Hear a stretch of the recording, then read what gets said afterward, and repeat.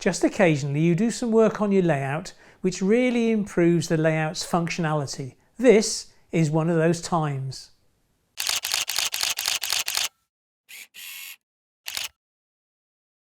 Hi, welcome back to Chadwick Model Railway. I'm Charlie and today is a layout build day. Now what I hope to achieve over the next few days is the reverse loop that comes right around the edges of the TMD back up to the main lines, and also the head shunt for the bulk fuel installation. Here you can see those lines going around on the right hand side and leading off back up into the main area of the layout.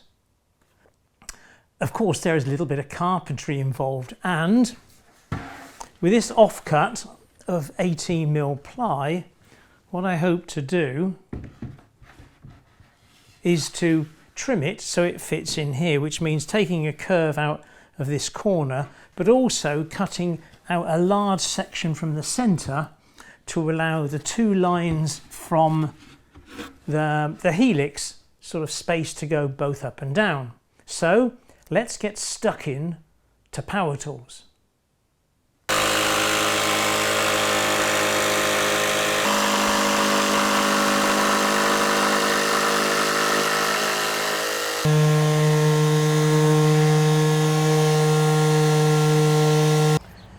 Now as you can see, the underside line is a lot of guesswork, because it's a case of getting under the layout with a felt tip pen and sort of drawing it where you think it's right. And this is the piece that's good, so this is the waste, so it's a kind of case of coming onto this side perhaps a bit more on these lines here to make sure we've got the piece we need. So it's just a case of going for it really.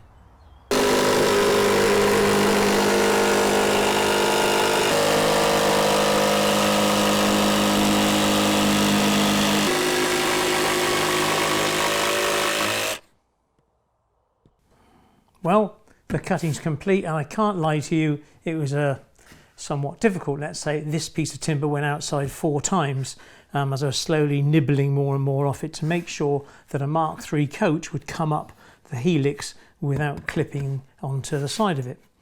So what else goes on here? Well, there should be a curved point in here somewhere, and I've loads of room for a point motor underneath with good access to it. And then we need 2 tracks. One is the through line and one is a passing loop. And with a Pico 6-foot weigh gauge, it'll sort of show you the distances involved. So it is reasonably tight on here, but so be it, no big deal, is it? There's no reason for it to fall off.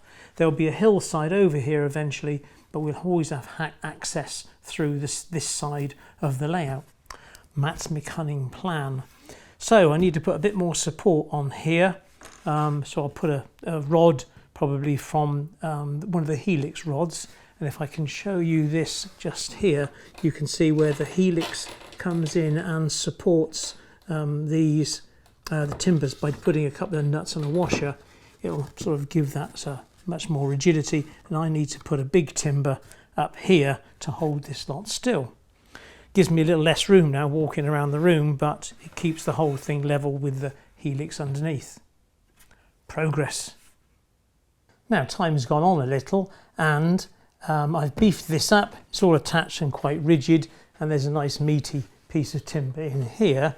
But I thought before I go any further, it might be sensible just to run the HST up the outside to see if my tolerances are correct.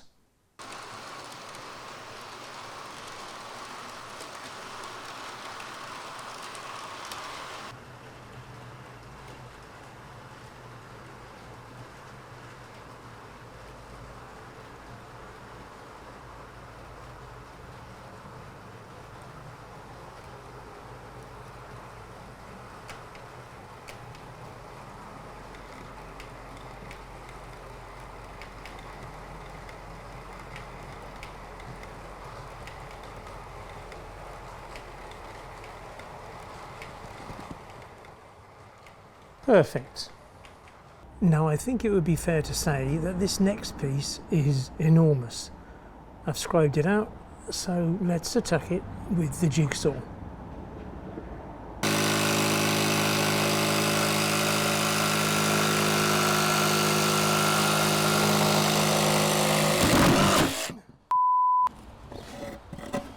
Oops. Fair to say that when you use a jigsaw, watch your tolerances. Now, on the subject of mistakes, here's a little error that I made with the supporting timber, and as you can see, I've packed it out with lolly sticks. No job is too small to botch. Well, here's that second piece now in position, and as you can see, it is a fair old lump. But I managed to get it in one piece and put the supports underneath. Now, as strange as it might seem, I woke in the middle of the night last night thinking about reverse loops. I clearly need something else to focus on. And I've spoken before, this is the line that comes from the TMD area and is the reverse loop, and it comes through, hits a point, splits into two tracks and goes down the other end, hits another point, then goes back, which they join up, and then goes back into the main layout. Well, how can you have two tracks? How can you have a main and a passing loop on a reverse loop? And also, how do they show block occupancy? Well, when the reverse loop triggers, it won't work with the other train. I can't figure it out. And then I sought some advice this morning from James of DCC Train Automation, and he agreed with something I'd come up that, well, actually you need two reverse loop modules. So change of plan. We bring this point right back into here, and then we go into our two loops. This is not in the reverse loop circuit. The reverse loop circuit starts as the lines come off of this point, and then there are two reverse loops, one for each main siding. However, is this then going to be enough room? Because within a reverse loop, you should need to get your whole train on the reverse loop if the whole train draws current. So you might have current being drawn by a guards van or coach lighting or occupancy resistors fitted to your coal trucks or whatever. And so you need to measure to make sure you've got enough room for your longest train. Now, those wise folks down at McKinley Railway taught me a trick with a piece of rope. It's an Indian rope trick, no it's not. And it's quite simple really, because this piece of rope, indicated by the two red ends, is the same length as my HST. And to this red mark, it's the same length as a diesel hauling 6 coaches. So as long as the passing loop is as long as this is longer than this train, then it will work. So we've got another sort of 6 inches of space there, and down here we have about another 3 feet. So we've got at least, in metric, we've got at least a metre of spare here for this train. So we're good to go. We just need to sort out where the track's going. But of course, before we start laying track, you've got to think about track bed. And I tend to use this stuff here, which is 3mm cork. But perhaps a little tip is that when I laid this earlier this morning, I glue it down with neat PVA. But neat PVA, if it all goes wrong, will come straight through the cork, and whatever you're holding it down with, such as decent model railway books, you could find that they're actually stuck to the cork forever. So what I do is I put the neat PVA on the plywood, having cut the cork to fit, put the neat PVA down, put the cork on top, then lay polythene bags, as you just saw me take off, or whatever, polythene on top of that, then put your books and your weights on, and then when it's sort of getting almost dry, a couple of hours later sort of thing, take them off and have a look, and if there is any excess PVA seeping out, then just wipe it off. This is all pretty good to go now, and before I finish I'll paint it this sort of yucky grey colour just to take the shine off it, as it were. But when I get to this little join here, things get a little more complicated, because I want to make this board here temporarily removable. And that's because this whole TMD area has yet to be scenicked. Now, I can reach over to most of the tracks here. though it's not quite easy, and if I've got a retaining wall to put in there, it's going to be a job to paint it or even to install it from here. So that board right in front of you on the camera now will be semi-removable, let's say. So I will put down the foam track bed right through it, cut the track bed at that joint and again at the other end, so that whole board can, not easily, but I can just disconnect the tracks, pull a couple of wires out, so that when it comes to scenicking this area, I'm not sort of damaging everything else as I lean across. It's just a case really of trying a bit of forward planning really. Now in this area here where you can see this woodland scenic foam underlay comes off, it obviously needs to come onto this track and then divide into two. Well, I've had a little bit of a change of plan here, so I'm going to use a curve point, but set the curve point back further. So they split earlier and the point obviously is on that board and that board alone. So if there's any maintenance to be done, I can reasonably easily get underneath it. So a little bit of track, curve point, splits into two and then goes on its way. So if I need to pull this board, I just need to take these tracks, which won't be glued, they'll be screwed on with those Pico track screws. And yes, so the two reverse loops will go along here, shouldn't be any big problem. And perhaps a slip of the tongue earlier when I said foam track bed, clearly I meant cork. There you go. Quite therapeutic this really, isn't it? Just whack it down, make sure you get the joints good. It couldn't be much easier really. Don't scrimp on it, because otherwise if you find the corners start coming, the edges start curling up, you will regret it. So what am I using? It's just cheap and cheerful PVA from B&Q. Lovely.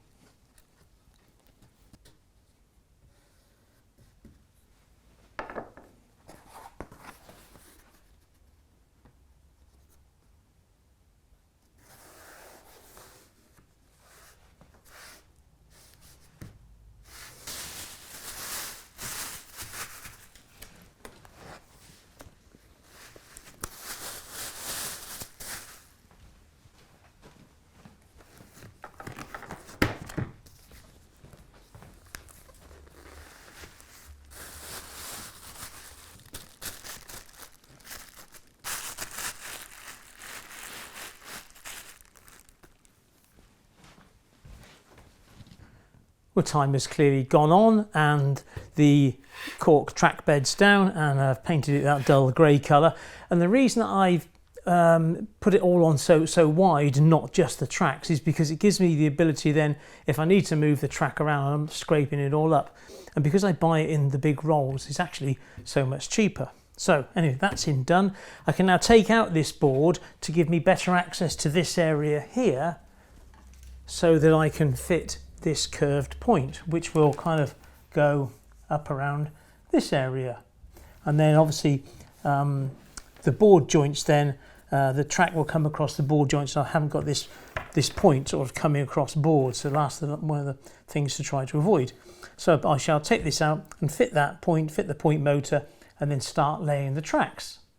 Now we all like tools that make our lives a little easier, and I was sent this in the post from the guys at Scenic 3D, and what it is, it's a little jig, and what it's for is for use with tortoise point motors. I'm sure they make these for other point motors, but the idea is you lay this on top of your point and you can then drill through your alignment holes so that you'll have a guide hole when you screw this underneath your layout. For me to get underneath here now and try to figure out exactly where this should go, having drilled just the one hole through the switch rail, is a bit of a nightmare.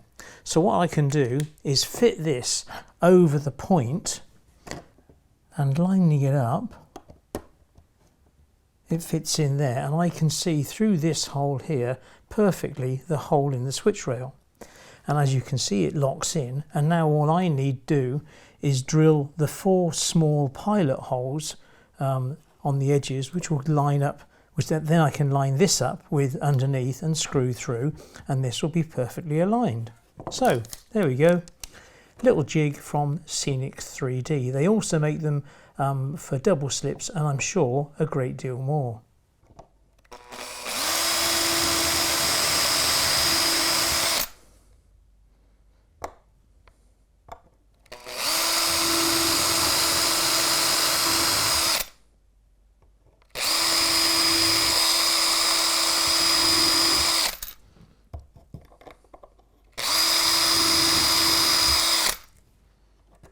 And here's their eBay page, which is well worth checking out.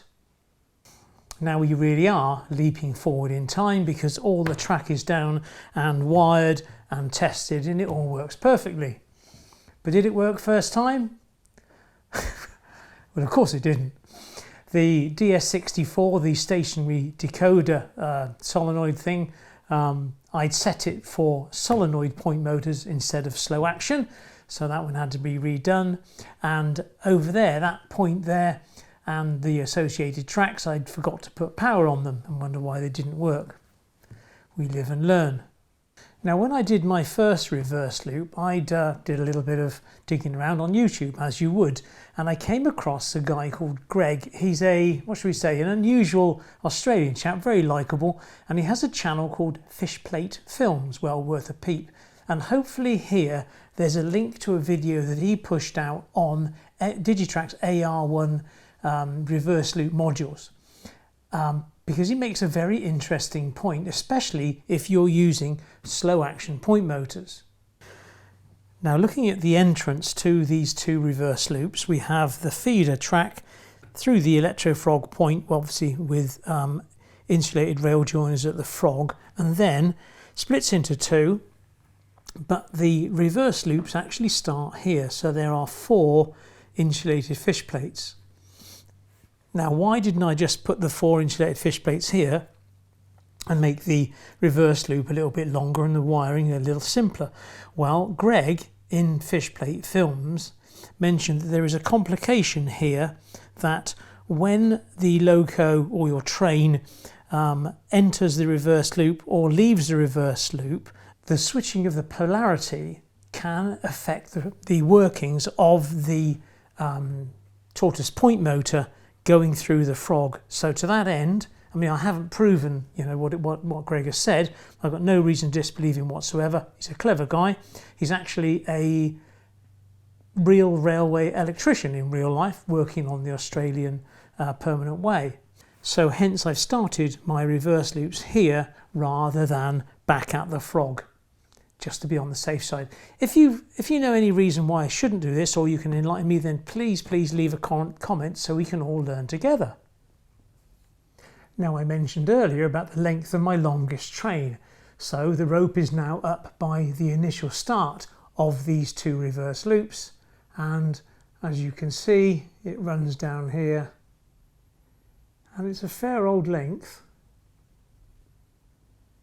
There's the 6 coach mark, and then we run out here at the other end where the other fish plates are. So that's the end of the 2 reverse loops. Again, there's another 2 tracks to stop it shorting through the electrofrog point into the tortoise point motor, and then the trains will then rejoin back up with the main layout, going through the points that come up from the Helix. Of course, there must be some hardware to make all this stuff work, and the 2 reverse loops are managed by a pair of Digitrack's DXPA1s.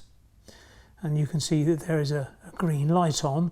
Well, when a loco runs through and trips at the other end, the green light turns red, so you know how it functions. But let's just see it in action. So here we see my little parcels coming through the reverse loop, and the lower lights are on green, but as it hits the second section they switch to red. If I reverse the loco, come back the other way, the red light remains on until the loco hits the other section of the reverse loop, and then once more it turns green. It's worth mentioning why we get this problem in the first place, and as you can see here, the black cables are on the left hand side of their lines, where actually on the new part the black cables are on the right, and that's because as the loop travels around they reverse, hence you need the reverse loop modules to get everything running. Now, in order to test it out in anger, I thought I better bring the 125 up and see if it'll actually go around it. This is the most awkward train to get around this reverse loop, because the reverse loop is sort of halfway between third and fourth radius curve. Even though I've turned the speed relatively slow on the 125 unit. Oh, and it's got a tractor unit just on one end. On the dummy car there is just the sound decoder in it, so they both got sound but only the front end drives. Now hopefully I won't embarrass myself here. Hopefully I've set the points in the right position, but only time will tell. So this is a virgin run now, so hopefully they'll leave the main lines, come into the TMD area. God, this is a scary old time.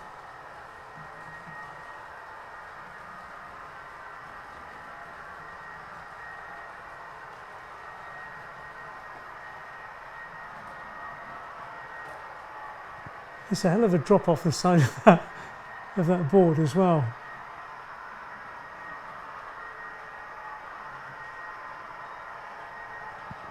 And I've left the sound on so we can see if there's any hiccups as it changes from one district to the next, which is just about now.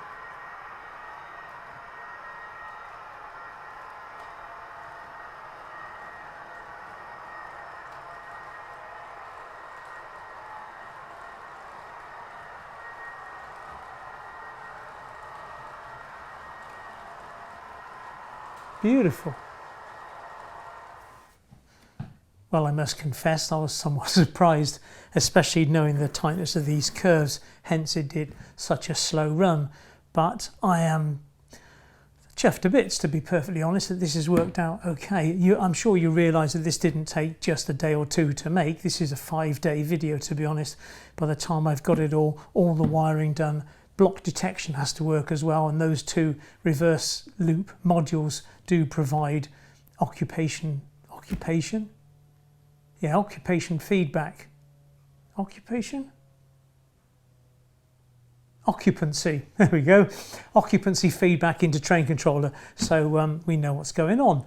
There we go. Oh, and also in the fiddle yard, I've got an east fiddle yard and a west fiddle yard. And if you've seen in the past, the HST always comes up this helix through the station down the other one. Well, now of course it has the ability now to sit in the reverse loop for an hour or so and come back the other way and go down that helix and come up this helix. So, you know, it's great that we have that sort of versatility now. So every train that faces east and would only come up this helix can now also do a run around and face west. There was always a reverse loop on the bottom of this helix, but of course I couldn't use it regularly because in the end every train would end up facing the same way because I didn't have a way of reversing them.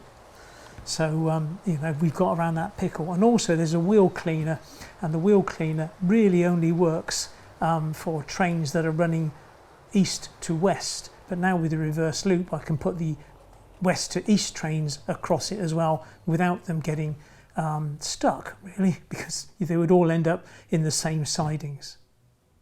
And now with this major project complete, obviously there's the scenery to do, I've got 2 more major track installations to do. One is a goods yard that comes over this area, but before we build that, we need to come back over to this helix because over the top of this one goes the branch line station.